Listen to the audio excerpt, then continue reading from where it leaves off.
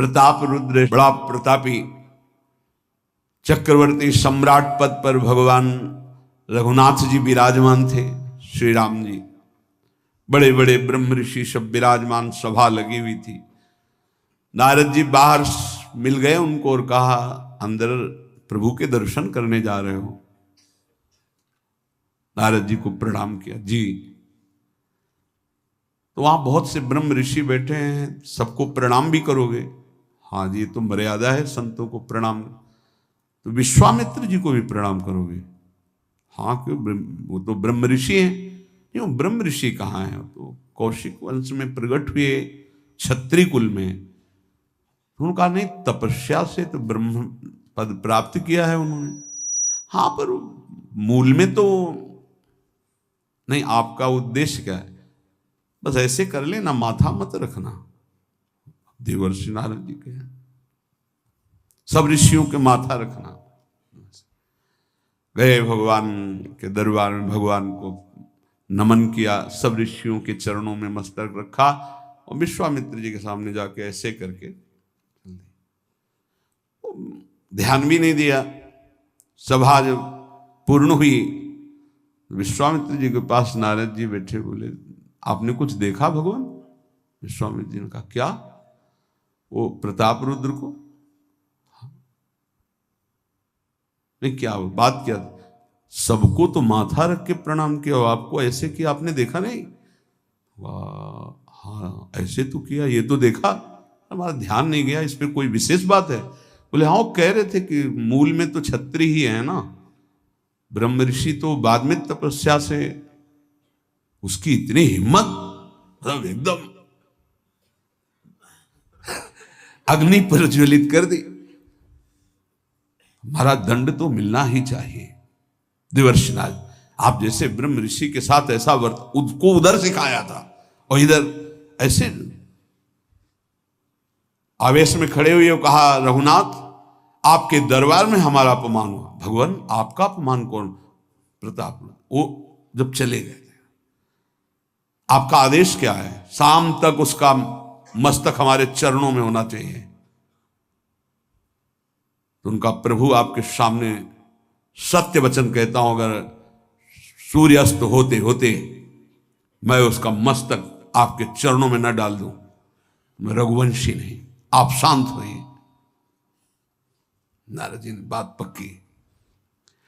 गए, अब वो आराम से अपने राज महल में सब भोग, बोले, खा ले, मारा जाएगा शाम तक। अभी भगवान ने संकल्प कर लिया कि शाम तक तुम्हारा गला काट के विश्वामित्र जी के होगा, महाराज आपने हमको फंसा दिया, हम तो साष्टांग लौट जाते। आप पहले तो कहा था कि केवल हाथ जोड़ देना। बोले, हम ये थोड़ी समझते थे समस्या फंस जाएगी, अब तो समस्या फंस गई। प्रभु अब बचे, बचाए, कैसे बचे? रघुनाथ जी ने कहा, मैं रघुवंशी नहीं, यदि उनके सत्य वचन होते हैं, भगवान कभी मिथ्या वचन नहीं बोल, मारे जाओगे।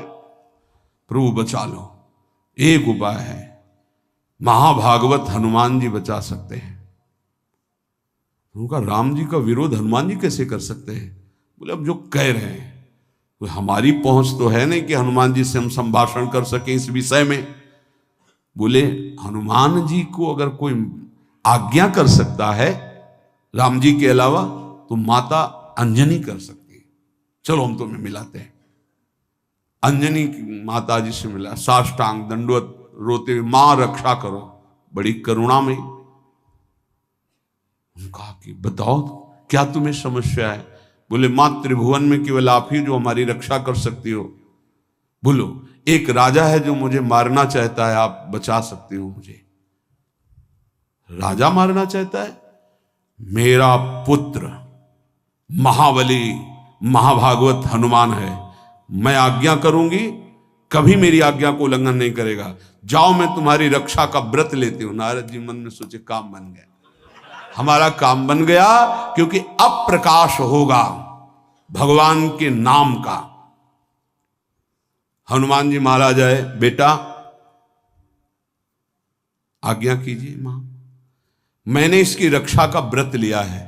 अभी तक ही नहीं पूछा था राजा कौन है मारने वाला, और मैंने कह दिया है ऐसा ऐसा। मां आपकी आज्ञा सिरोधार त्रिभुवन में कोई ऐसा पैदा ही नहीं हुआ कि मेरी मां रक्षा का व्रत ले और उसे वो मार दे। कौन राजा है? तो हाथ जोड़कर कहा कि भगवान श्री राम। हनुमान जी एकदम सन्न रह गए, ये क्या? स्वामी से ही कहा मां आपने कौन सा व्रत ले लिया रक्षा का? मेरे प्रभु के खिलाफ मैं कैसे हो सकता हूं? मां ने कहा हमने तो वचन दे दिया। हनुमान जी ने कहा फिर बुद्धियों जितनी बुद्धियां हैं वो सब सरस्वती जी, सरस्वती भी जिनकी द्वारा प्रेरित हैं वो भगवान, और भगवान जिनकी बुद्धि में बैठे रहते हैं उनसे बड़ा बुद्धिमान कौन हो सकता है? इसीलिए परम ज्ञानी हैं श्री हनुमान जी महाराज। बुद्धि नाम अग्रगण्यम, जितने भी बुद्धिमान जन उनमें सबसे वरिष्ठ हैं, श्रेष्ठ हैं। हनुमान जी महाराज बोले चल तू एकांत चल। एकांत में ले गए और बैठ। थोड़ा ही समय रह गया संध्या का। अब तेरी श्वास में जहां भी रुकेगा नाम वहीं तेरा गला कटा, बिल्कुल पक्का। बस सीताराम सीताराम सीताराम, ये क्रम न टूटने पावे। तो ऐसा शुरू कर। अगर तेरे नाम में त्रुटि हुई, अंतराय पड़ा, उसी समय भगवान का अमोघ बाण काट सकता है, अन्यथा नहीं। तू चिंता मत कर, बैठ जा। वो बैठ गए। सीताराम सीताराम सीता। हनुमान जी महाराज करताल उठाए, आसपास नृत्य कर रहे। भगवान ने अमोघ बाण संधान किया। वो बाण आया और हनुमान जी जहां घूम रहे थे ऐसे परिक्रमा की वापस चला गया। भगवान ने कहा आज तक ऐसा नहीं हुआ। अमोघ बाण मोघ कैसे हो गया? लक्ष्य को बेधे बिना वापस कैसे आ गया? दूसरा बाण भगवान ने संधान नहीं किया। है क्या? कौन है त्रिभुवन में ऐसा जिसको बाण बिना बेधे वापस चला गया?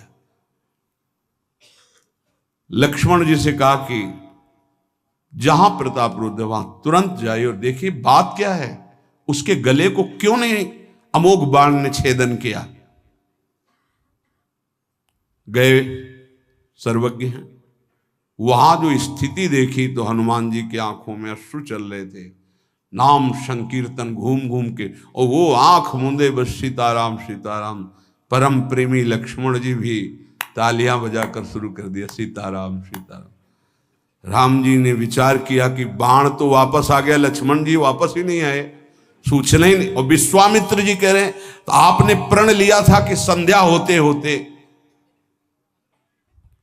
भगवान ने कहा कि आप धैर्य धारण कीजिए गुरुदेव, मैं स्वयं जाता हूं। जब कहा कि मैं स्वयं जाता हूं तो बोले मैं भी स्वयं चलूंगा, देखूंगा तुम निर्णय क्या करते हो। पूरी ब्रह्म ऋषियों की समाज साथ में, नारद जी बीड़ा लिए आगे कि प्रभु हम भी देखेंगे। और सब कुछ रचा इनका है, बड़ा विचित्र खेल है इनका। महाराज जी ही गए तो देखा वो सीताराम सीताराम सीताराम। हनुमान जी महाराज सीताराम सीताराम कीर्तन कर, लक्ष्मण जी कीर्तन। भगवान ने कहा अब समझ में आया, जिसके गले में नाम निरंतर चल रहा है मेरा अमोघ बाण भी छेदन नहीं कर। जो भगवान यहां कह रहे मेरा दिव्य सुदर्शन चक्र भी छेदन नहीं कर। भगवान ने कहा गुरुदेव आपने आज्ञा करी थी कि इसका शीश आना, आपने ये नहीं कहा था कि काट कर आना चाहिए, उसको रखो मस्तक। विश्वामित्र जी प्रसन्न हो गए। नारद जी ने कहा प्रभु इसमें न प्रताप रुद्र का दोष है न ब्रह्म ऋषि विश्वामित्र जी का। मैं ये दिखाना चाहता था कि आपके अमोघ अस्त्र से भी बढ़कर आपका नाम है। आपके अमोघ अस्त्र को कोई अगर, तो नाम आपका है।